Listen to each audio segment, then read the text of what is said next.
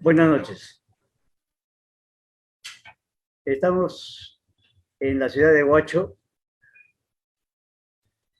para presentar un tema de bastante actualidad en todo el Perú, la seguridad ciudadana. Tenemos el apoyo de nuestra central ANP de Lima y un tema tan interesante como es la seguridad ciudadana. Vamos a empezar con Emer Vega, ¿no? Sobre el tema seguridad ciudadana. Muy amable por la invitación. Constituye para mí realmente un privilegio el recibir la invitación de la Asociación Nacional de Periodistas del Perú para tratar un tema que no solamente es complejo, porque nos hemos acostumbrado en los últimos tiempos a adjetivar, a colocar el adjetivo calificativo de complejo a todo aquello que no le vemos que es resuelto por quienes deben de enfrentar ese problema. El problema de la criminalidad, el problema de la inseguridad consecuente, no solamente son problemas complejos, o es que lo estamos mostrando como problemas complejos, porque simplemente desde quienes ostentan la capacidad de poder para la toma de decisiones gubernamentales y hacerle frente al problema, se han caracterizado más bien por una gran inacción y se han caracterizado también por consolidar un modelo estático del Estado frente a un fenómeno tan dinámico que es la criminalidad. Es decir, por un lado tenemos una estructura altamente adaptativa, una estructura darwiniana, podríamos decir, recuperando la denominación de Charles Darwin, una estructura darwiniana que tiene una gran capacidad de adaptación, es el fenómeno criminal. Y por otro lado, tenemos a un Estado completamente estático, ¿no? Lento, que no actúa, ¿no? O sea, que se le escapan las tortugas. Entonces, hay una situación bastante delicada acá. Voy a compartir toda mi pantalla porque quiero mostrarles algunas cosas. Recientemente, en un blog personal, lancé esta conjetura.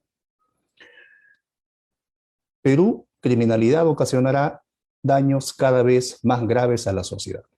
Y esto no es una cuestión que se puede decir mirando una bola de cristal.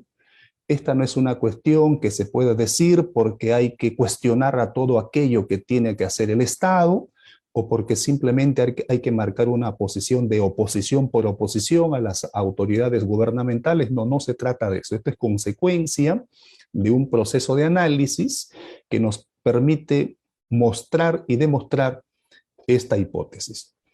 Pero esto también se explica porque en los últimos tiempos todos somos testigos del desborde criminal y del imperio del delito.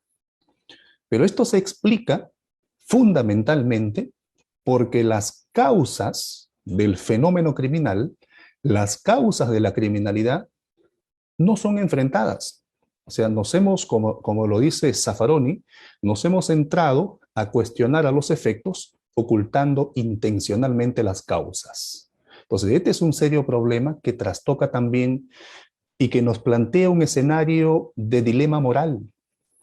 Es un serio problema moral el tema de la seguridad. Es un problema político, es un problema moral el tema de la criminalidad. Entonces, aquí planteamos algunas cuestiones, como por ejemplo, ¿no?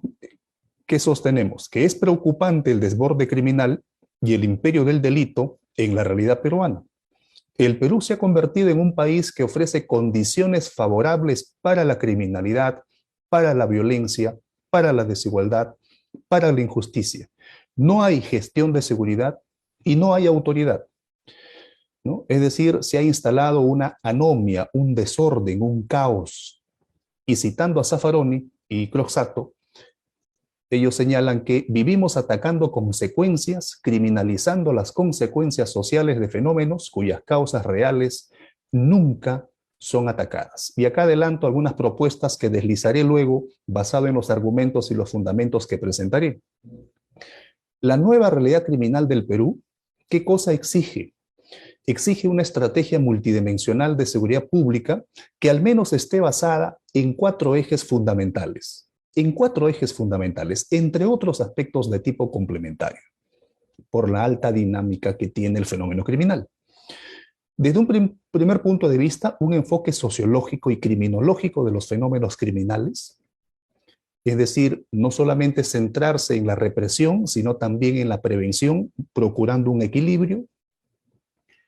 Una gestión del conocimiento en materia de seguridad pública y criminalidad. Aquí es importante la participación de la academia, importante la participación de la Universidad Peruana en generar la evidencia científica, en generar el conocimiento científico para la toma de decisiones gubernamentales en materia de seguridad para contrarrestar al fenómeno criminal. Un tercer eje que debe de estar centrado en la gestión de tecnologías de la información y comunicación y, por supuesto, optimizar la función de la inteligencia policial. Hablaremos también otros aspectos que están vinculados a esta problemática.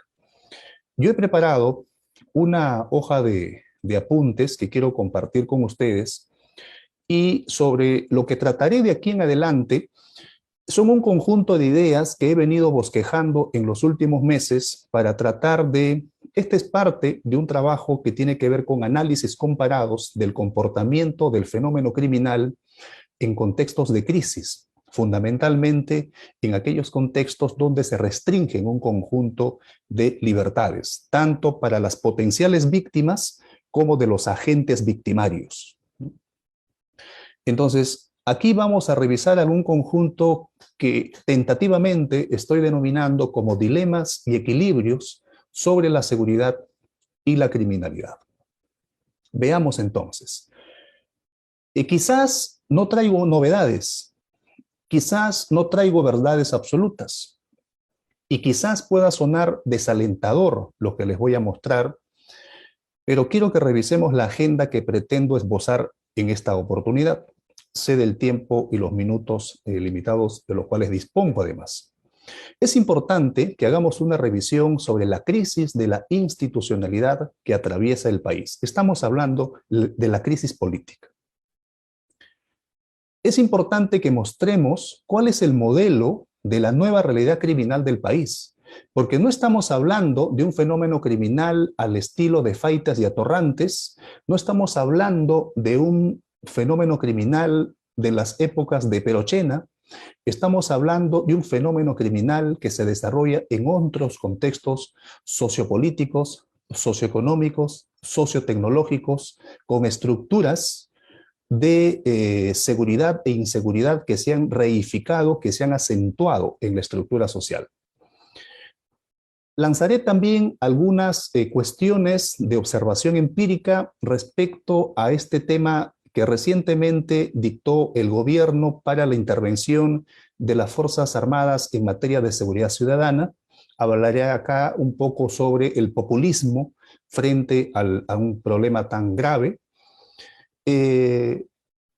Voy a mostrar un intento de propuesta de algunos pilares fundamentales para el diseño de una política local de seguridad ciudadana y cómo ésta puede vincularse con una propuesta de modelo de desarrollo del punto de vista multidimensional que integre aspectos vinculados a la seguridad humana, a la ciudadanía política y al desarrollo sostenible.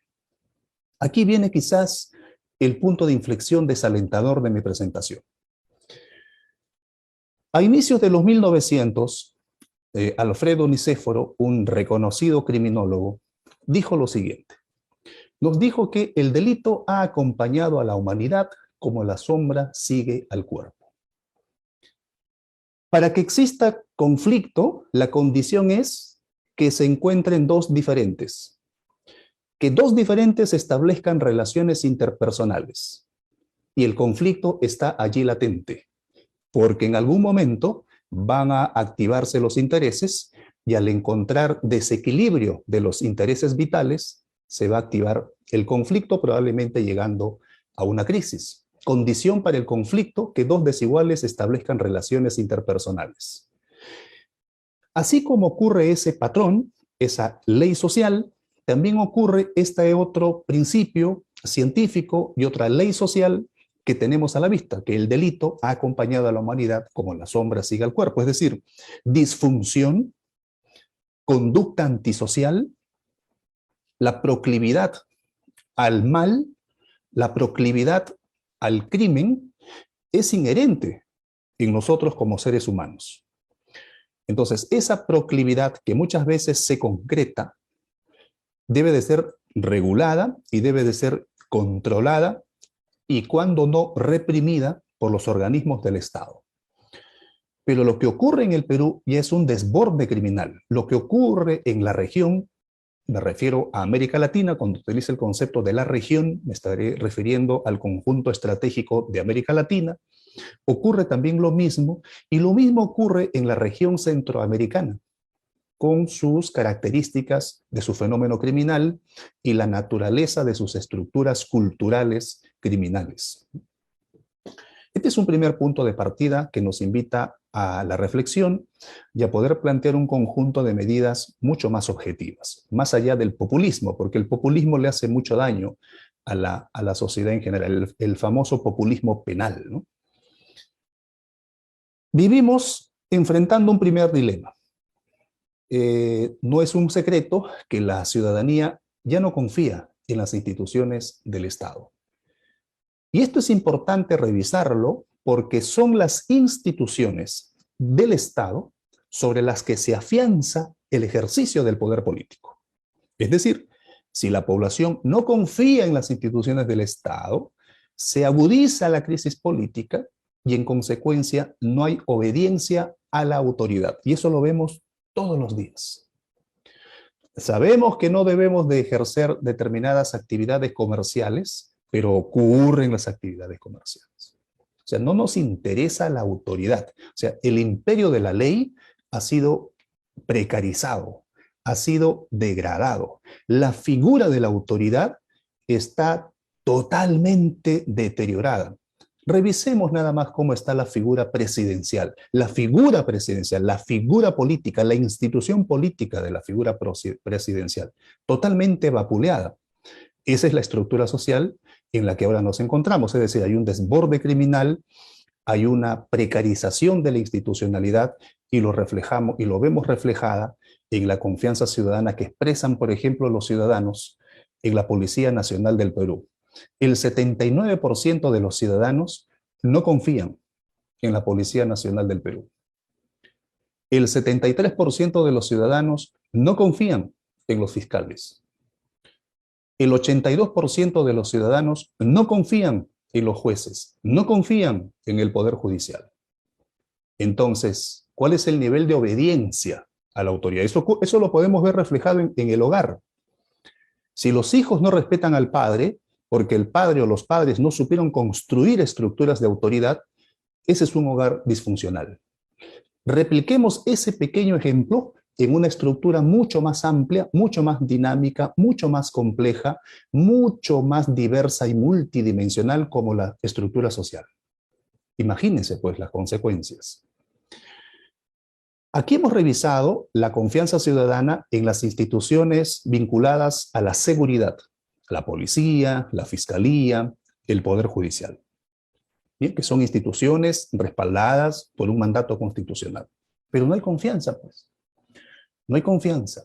Entonces, luego vamos a ver cuál es el factor transversal a esta realidad. Y si nosotros revisamos cómo va la confianza en los gobiernos locales, ya sea en las municipalidades de nivel distrital o de nivel provincial, pues encontramos que en promedio el 81% de los ciudadanos no confían en sus gobiernos locales. No confían, no creen en sus alcaldes, no creen en sus regidores, no creen en absolutamente nada. O sea, el escenario de la realidad nacional vinculado a los problemas de naturaleza social son muy graves, gravísimos.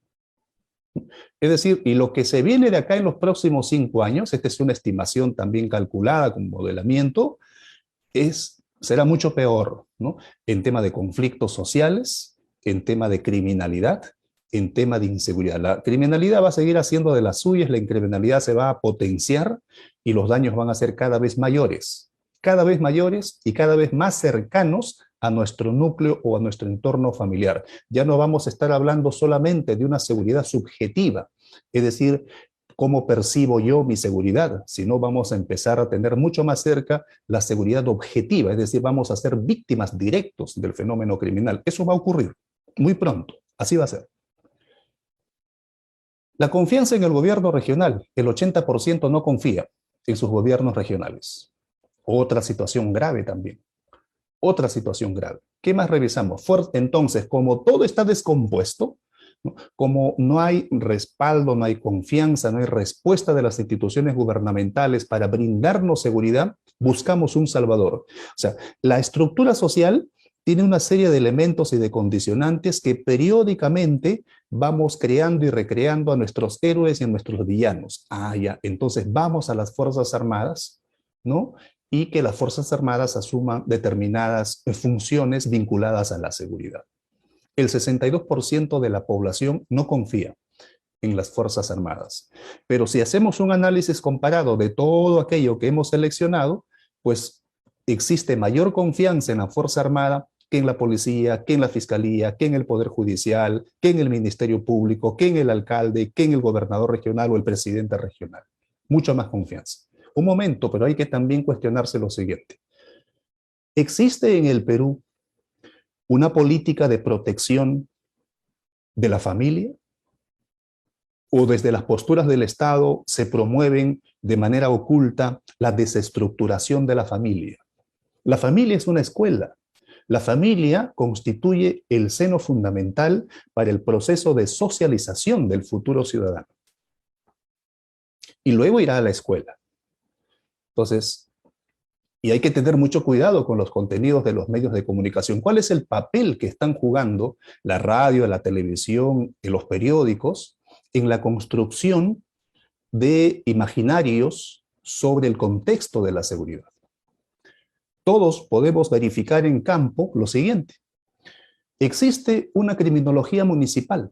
Sí, señor, existe una criminología municipal. ¿En qué consiste? Vayamos a Facebook, vayamos a las redes sociales digitales y vamos a encontrar ahí que a un pobre panadero, pues 20, 30 efectivos de serenazgo con actos de violencia le arrebatan sus pertenencias porque constituye una amenaza a la seguridad en el vecindario que un panadero transite ejerciendo su actividad laboral, comercial. Hay una criminología municipal ahí.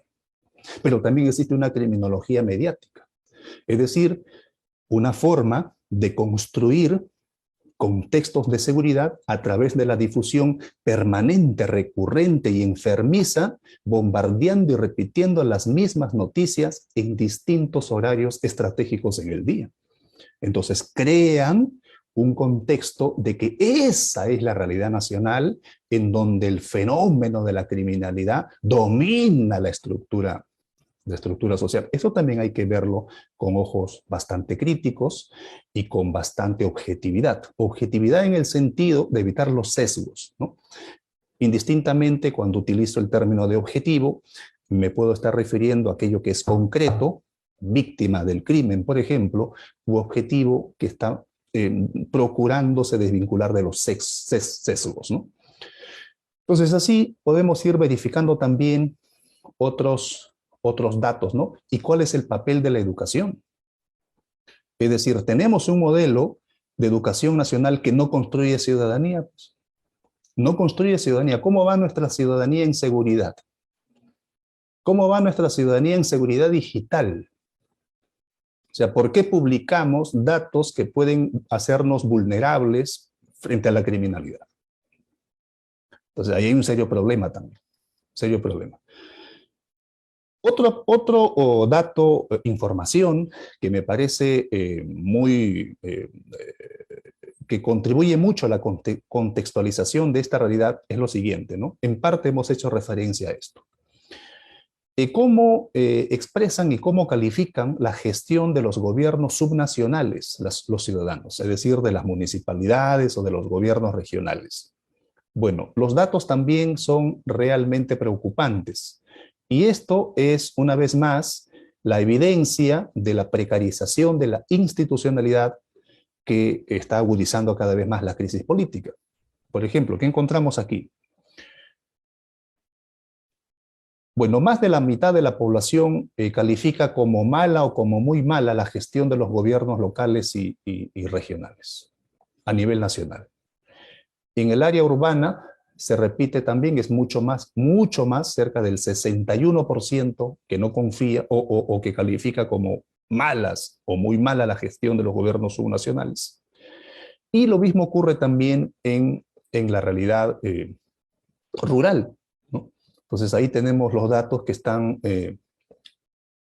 circulados, remarcados con rojo, que son las cifras que representan cómo califican la gestión de los gobiernos regionales y nacionales como malas o como muy malas. Lo que hemos visto hasta acá es la situación de la institucionalidad en el país.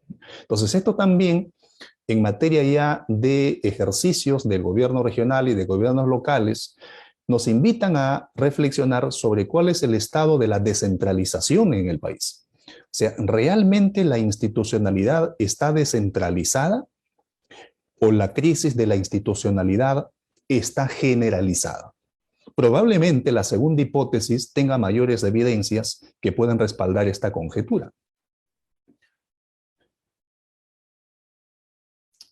Lo que les voy a mostrar a continuación es resultado de un trabajo de investigación que se inició en el año 2014 y que se ha ido actualizando en distintos momentos del ejercicio de mi trabajo como investigador en estos temas de fenómenos criminales complejos y procesos sociopolíticos complejos también.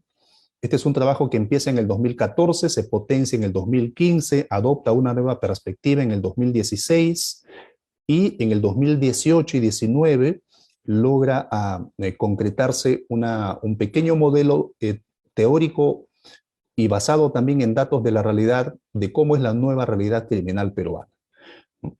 Entonces, por ejemplo, muchos de los presentes habrán experimentado las características del fenómeno criminal en la década de los 60, de los 70, ¿no? Muchos recordarán, ¿no?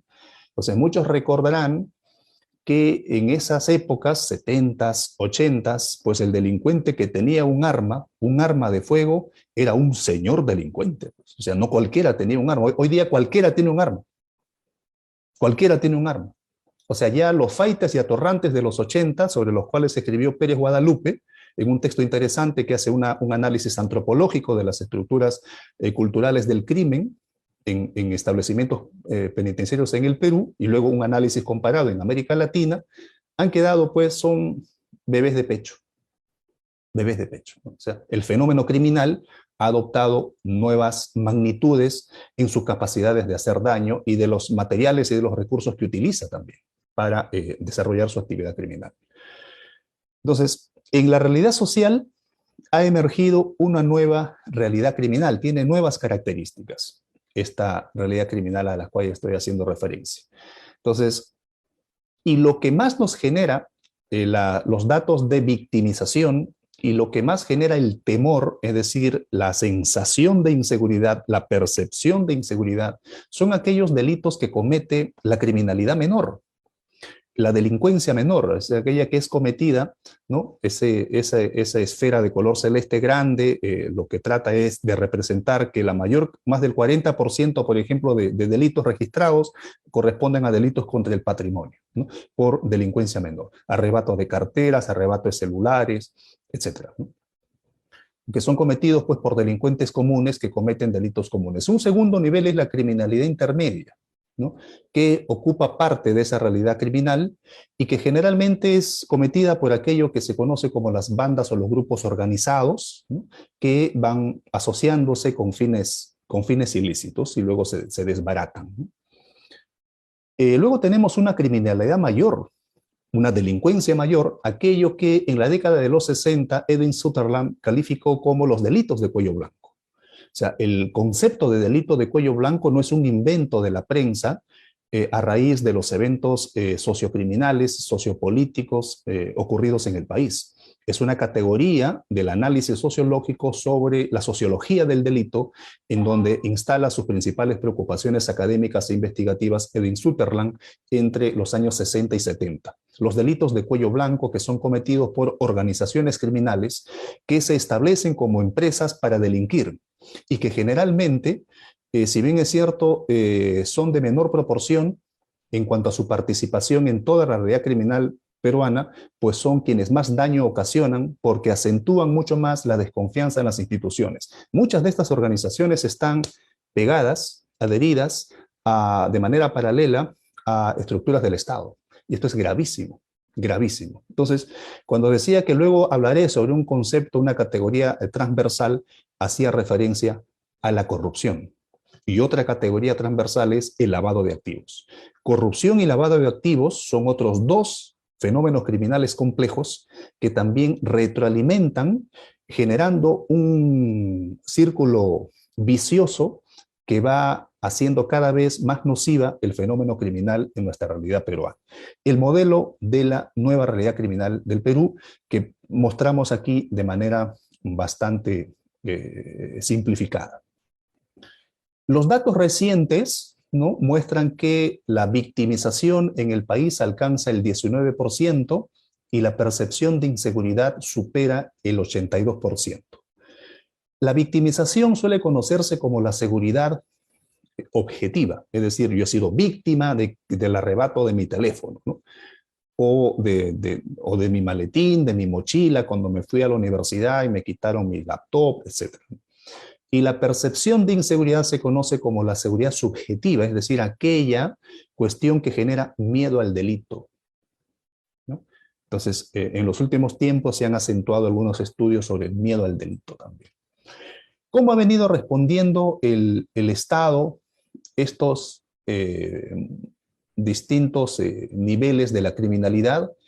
Pues desde el punto de vista de la represión, es decir, desde el punto de vista eminentemente criminalística, desde la perspectiva del derecho penal, se han hecho algunos intentos de tener alguna perspectiva institucional vinculada a la prevención, a la investigación, a la inteligencia, a la represión y los mecanismos de control y las medidas de seguridad también, pero hay que tener en cuenta lo siguiente: la evidencia científica ha demostrado que en estructuras sociales como la nuestra, en donde hay inestabilidad social, en donde hay crisis política, en donde hay crisis estructural, entendiéndose por crisis estructural como crisis económica, los modelos de seguridad preventiva no funcionan. Los modelos de seguridad reactiva y represiva son los que probablemente podrían tener éxito. Y también hay otro teorema que asegura que cuanto más débil es un Estado, más represivo es. Entonces, y eso lo hemos visto en el contexto de la crisis. El sacar a las Fuerzas Armadas, por ejemplo, ¿no?, es un síntoma de debilidad. Y la evidencia demuestra que existe debilidad y precarización de la institucionalidad política.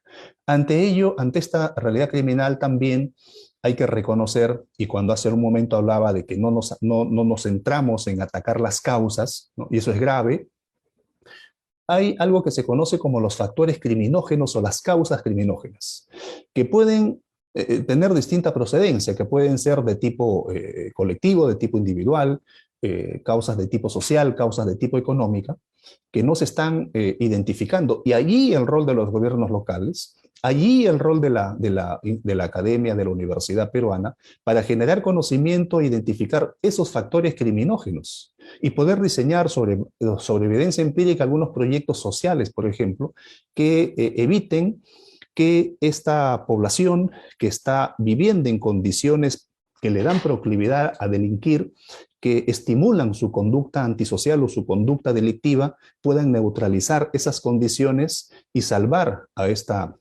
población de caer de las manos del crimen. Y si esta población se ubica, por ejemplo, en territorios de frontera, Madre de Dios, o de repente en aquellas zonas donde existe actividad de minería ilegal, de tala, ¿no?, o de otro tipo, o sea, van a estar incorporados estas personas a las estructuras criminales, estructuras económicas criminales, ¿no? Entonces, esto también es delicado.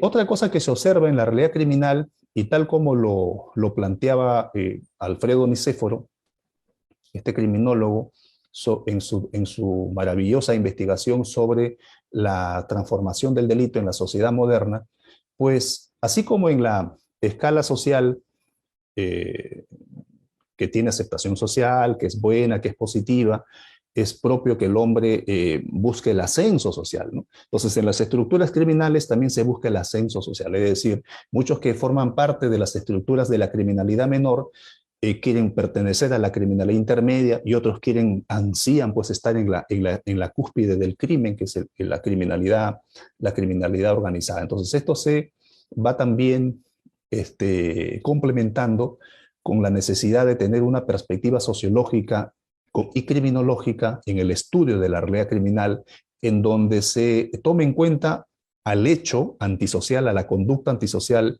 lo que en términos de la ley penal viene a ser el delito, se toma en cuenta también al actor, o sea, al agente, al delincuente, a la víctima, que es qué tratamiento se le da a las víctimas del crimen y cómo están funcionando los mecanismos de control social. Es decir, el fenómeno criminal es una estructura darwiniana que tiene una gran capacidad de adaptación. Necesitamos una perspectiva holística en el estudio científico de la realidad criminal.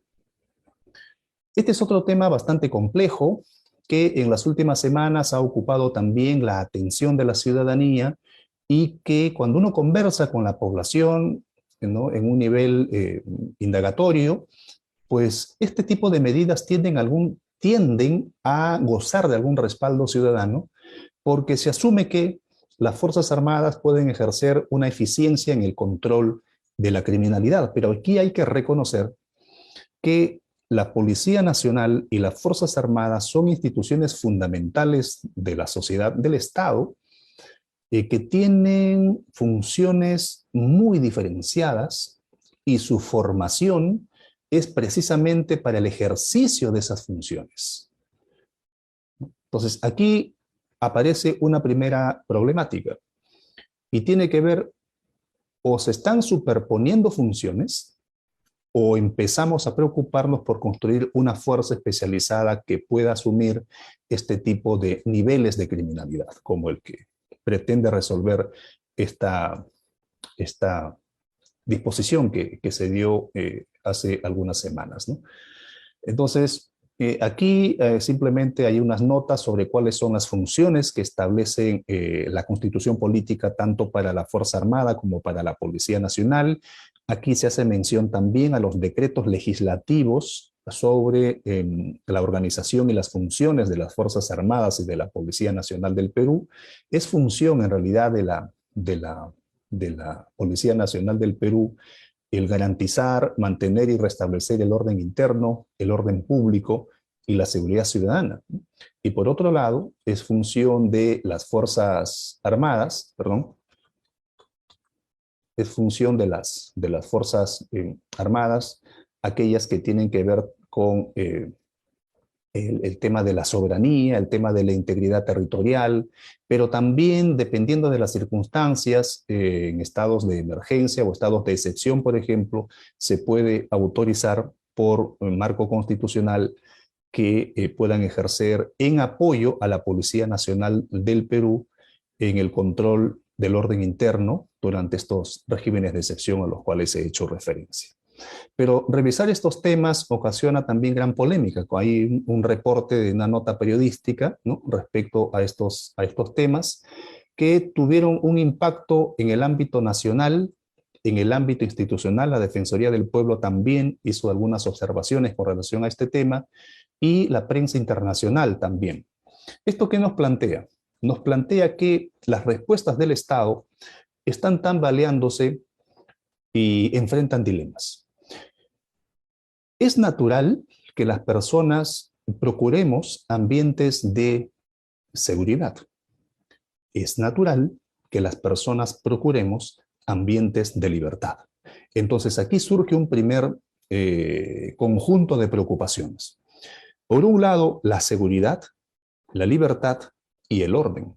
Y por otro lado, dilemas de este tipo, como el que veremos aquí, por ejemplo.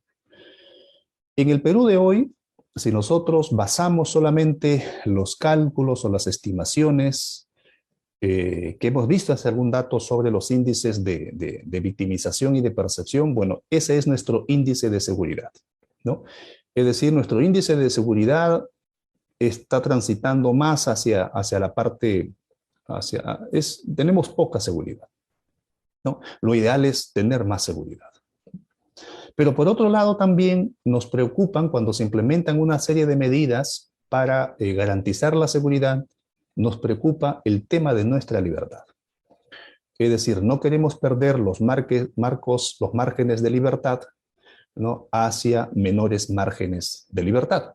Entonces, este es un dilema que permanentemente se plantea también en la discusión académica cuando se proponen una serie de medidas que se declaran, que declarativamente mencionan, van a garantizar la seguridad. Hay un dilema y hay dilemas y equilibrios sobre los cuales tienen que tomarse las decisiones por parte del Estado, ¿no?, para garantizar plenamente este conjunto de posibilidades y de alcanzar niveles de control de la criminalidad, ¿no? O sea, la criminalidad no se va a desaparecer, o sea, siempre van a haber delitos, siempre, eso es parte de la estructura social.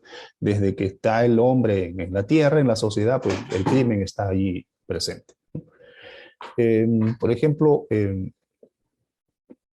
hace algún momento hemos revisado algunos datos, ¿no? Algunos datos sobre la seguridad. Por ejemplo, vamos a recordar esos datos que están por aquí.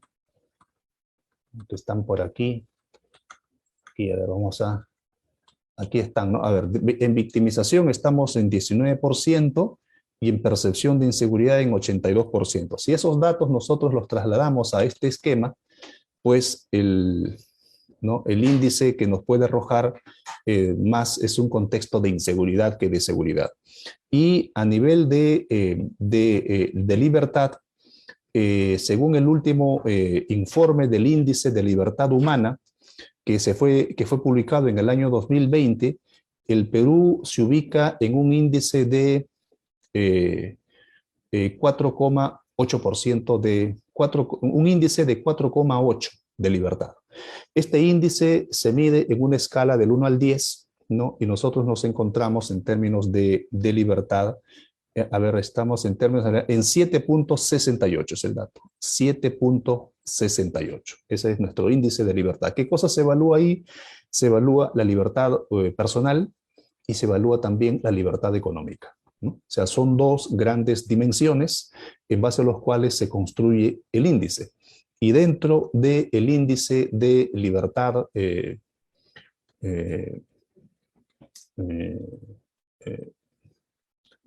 personal, hay una serie de indicadores que también probablemente en la segunda parte podemos conversar sobre ello, porque son datos que permiten diseñar algunas propuestas. ¿Qué más? Algunos aspectos relevantes sobre el tema de la intervención de las Fuerzas Armadas en seguridad. Yo creo, por ejemplo, aquí, que esta intervención de las Fuerzas Armadas debería de estar limitada más bien a la cooperación interagencial, a la cooperación entre instituciones para la generación de inteligencia, de manera que la policía pueda contar con la mayor cantidad de información, con la mayor cantidad de inteligencia para diseñar sus intervenciones tanto en el plano táctico, operativo y en el plano estratégico, orientadas al control del crimen en el territorio. Y por otro lado, también quizás la intervención de las Fuerzas Armadas pueda estar mucho más orientada frente a aquellos fenómenos, aquella parte del fenómeno criminal que tiene que ver más con la criminalidad organizada violenta, ¿no?, por la capacidad de confrontación y el uso de armamento del cual puedan disponer estas fuerzas, ¿no? Y lo otro, un tercer punto sobre el tema tan crucial y de tanto debate, es cómo construir entonces o cómo diseñar entonces una fuerza que articule capacidades de la policía y articule capacidades de la Fuerza Armada para hacerle frente a este nivel de criminalidad organizada violenta. Y finalmente también considero que como pilares fundamentales que deben de tomarse en cuenta para el diseño de una política de seguridad ciudadana, básicamente es gestión del conocimiento en materia de criminalidad frente a todos los niveles que hemos identificado en la realidad criminal peruana, en la nueva realidad criminal peruana, la incorporación intensiva de tecnologías para la lucha contra la criminalidad, no solamente para ver cómo un ciudadano es atacado por los criminales, sino una capacidad de respuesta inmediata, ¿no? Interesante. O sea, es decir, de desarrollo de capacidades tácticas de parte de las autoridades competentes. Y lo segundo, toma de decisiones y diseño de políticas basadas en evidencia científica, que el rol de la academia es fundamental. Estos lineamientos pueden estar sustentados también sobre algunos pilares fundamentales y capacidades locales que se muestran en este esquema: un enfoque integral, holístico de la realidad criminal, gestión del conocimiento en criminalidad y criterios de articulación en el plano multisectorial de manera transversal y de alcance multidimensional. Aquí les muestro algún esquema básico propuesto, adaptado a partir de lo que sugiere el Banco Mundial, de cómo diseñar una estrategia de prevención a nivel de territorios, a nivel de localidades, por ejemplo, en distintas etapas, desde la generación del conocimiento, la etapa diagnóstica, el diseño de la estrategia, identificando todas las capacidades y todas las posibles soluciones, y una forma de darle también ejecución a estas estrategias que se puedan diseñar y luego irlas evaluando, ¿no? 4 etapas en las cuales se ubican al menos unos 16 pasos para el diseño de una estrategia de prevención.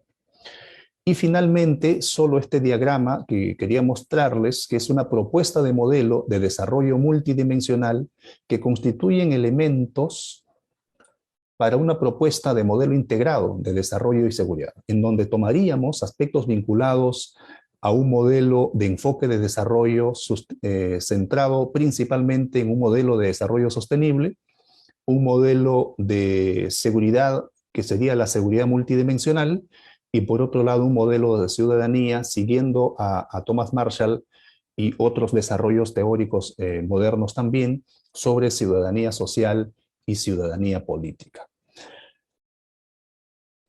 Finalmente, para los interesados en informarse sobre la distinta producción científica que existe sobre estos temas de criminalidad y de seguridad, les sugiero que puedan acceder a esta revista de seguridad estratégica, en donde permanentemente se publican distintos trabajos de investigación que pueden ser muy útiles para la toma de decisiones y el diseño de algunas experiencias, también adecuándolas a realidades concretas.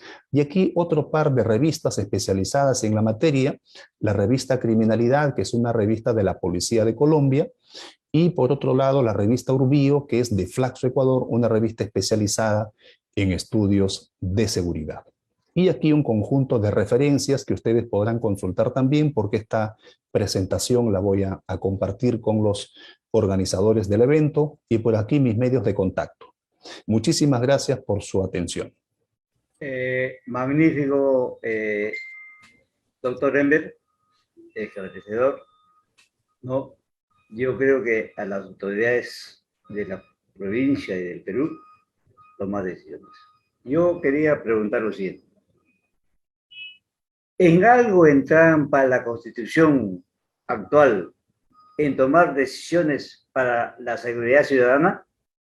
Muchos problemas graves que generan condiciones, o como hemos referido acá, que crean factores criminógenos para la inseguridad, son problemas que representan soluciones muy simples, que lo puede resolver bajo esta lógica de la recuperación de los espacios públicos, lo puede resolver un alcalde.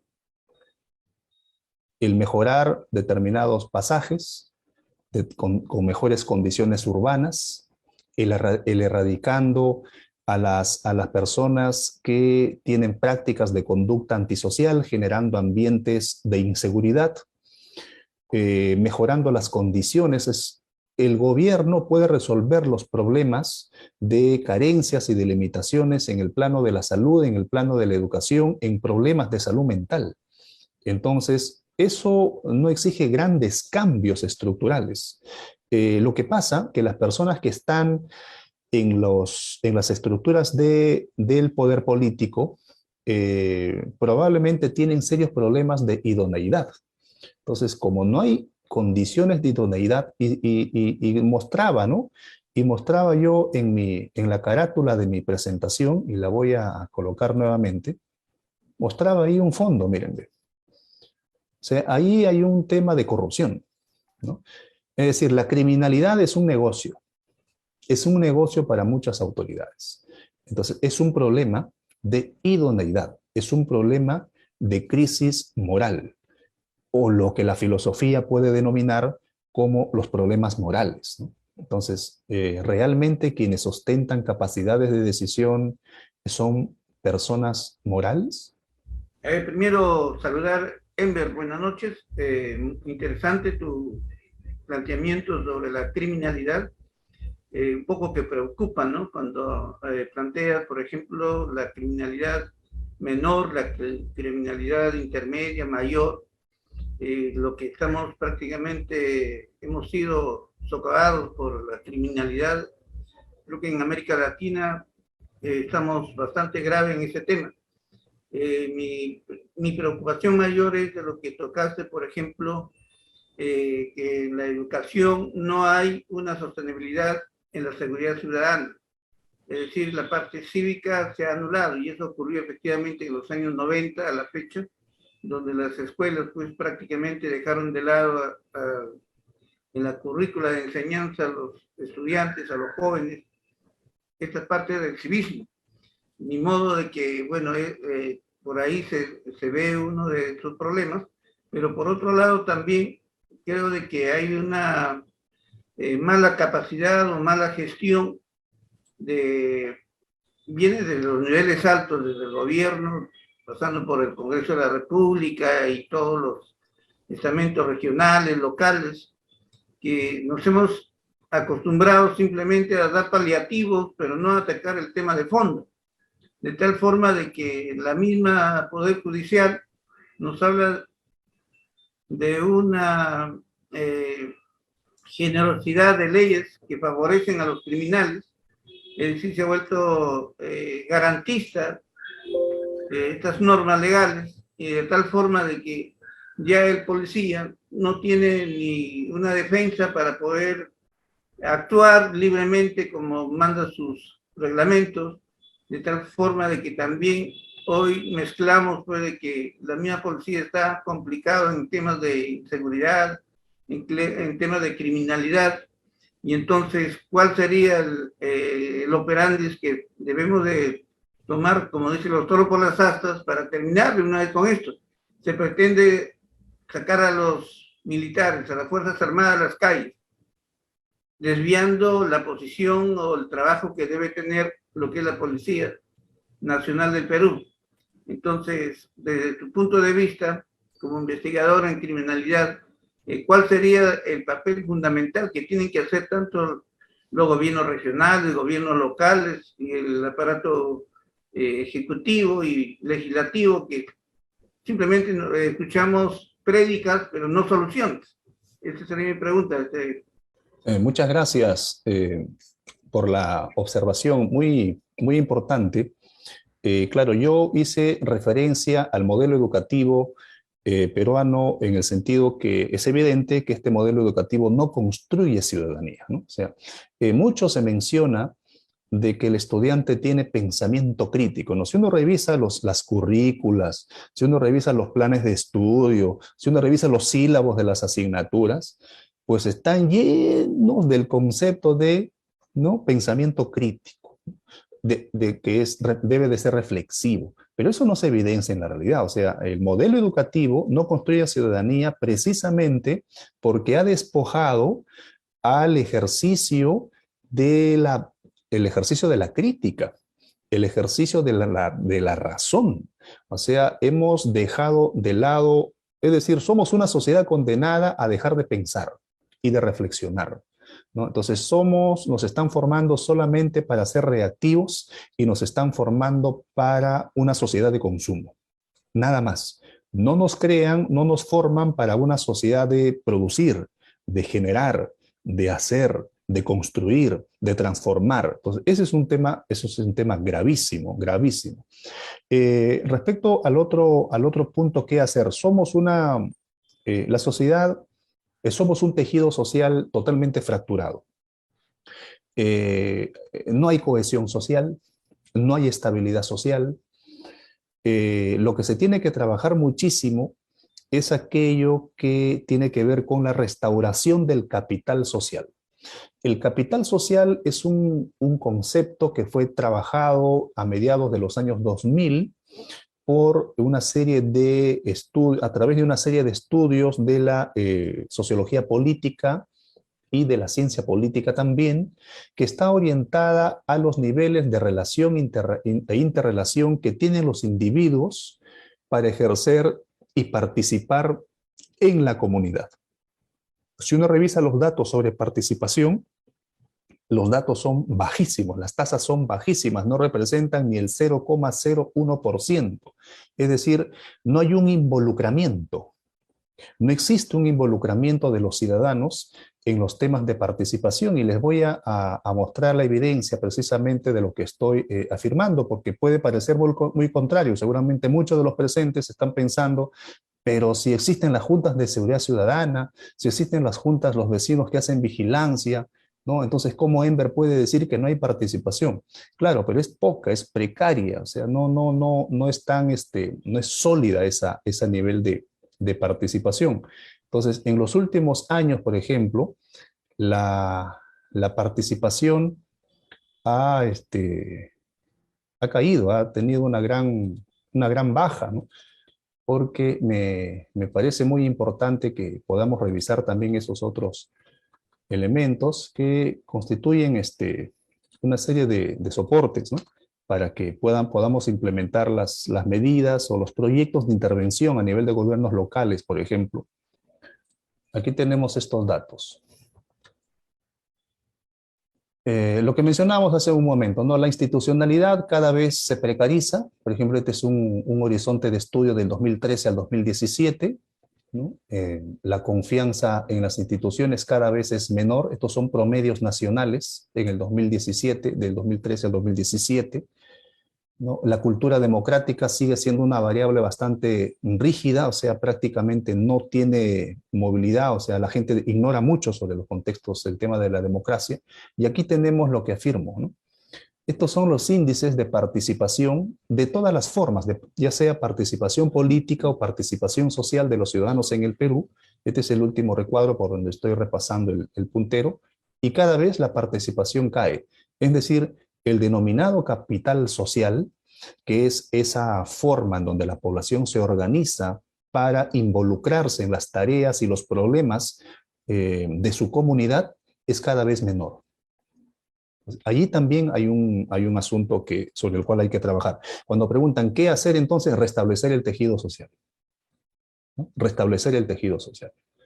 Compañero Enver, nuestro agradecimiento infinitamente por la excelente exposición de un tema de coyuntura y bastante, digamos,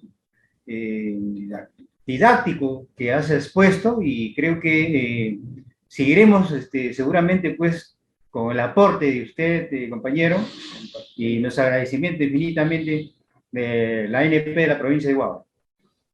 No, muchas gracias a ustedes, y la verdad que, como les dije, este es un tema tan que requiere mucha profundidad de análisis, y tratar de evitar cualquier tipo de sesgos para no caer en lo que ustedes mismos han mencionado. No se habla mucho, pero finalmente no se hace nada. Mi función es eminentemente en la generación de conocimiento sobre estos temas, pero que desafortunadamente en las autoridades no existe una cultura de uso de conocimiento para tomar decisiones, y eso es grave. En cambio, la empresa sí lo hace. La empresa hace investigación, conoce su mercado, diseña su producto y resuelve problemas de necesidades, ¿no? De los consumidores, de los usuarios. Eso no hace el Estado. El Estado no le interesa hacer investigación para resolver problemas complejos como el que hoy nos convoca. Muchas gracias por la invitación. Bien, yo creo que vamos a continuar con estas capacitaciones que la ANP a nivel nacional lo está realizando. En verdad, un profundo agradecimiento, pero no será la última.